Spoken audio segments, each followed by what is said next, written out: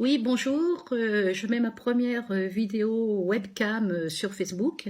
Cette vidéo a été faite pour mes amis de Russie qui m'ont demandé de leur expliquer le mot spiritualité.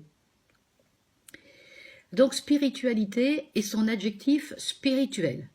Tous les adjectifs nomment, autorisent, qualifient. C'est-à-dire attribuent une compétence. Par exemple, si je dis « je suis grossière », cela veut dire que je parle mal avec des mots vulgaires. Spiritualité a trois sens. Le premier, la foi, la religion. Exemple, le pape François est le chef spirituel de l'Église catholique.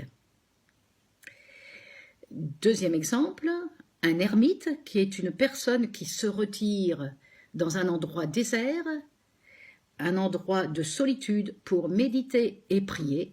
On peut dire qu'il a fait le choix d'une grande vie spirituelle. Le deuxième sens, c'est celui relatif à l'esprit. Exemple, sentimental ou abstrait. Abstrait voulant dire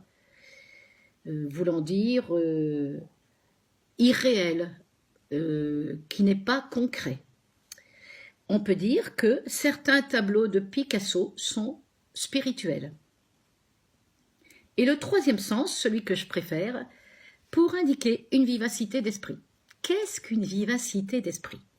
Une vivacité d'esprit, c'est répondre très rapidement à une attaque verbale, qui peut être une attaque humoristique ou une moquerie. Répondre très rapidement, on dit aussi répondre du tac au tac.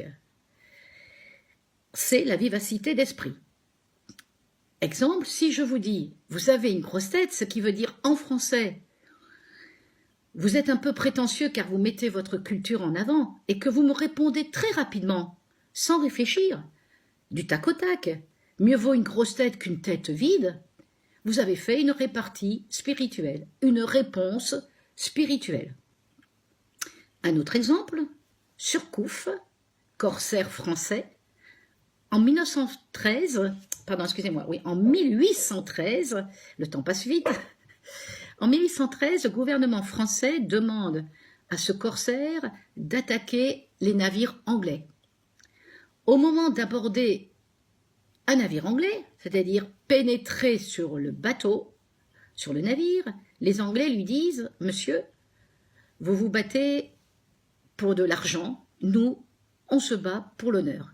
Et là, Surcouf, très rapidement, du tac au tac, répond « Monsieur, on se bat pour ce qu'on ne possède pas ».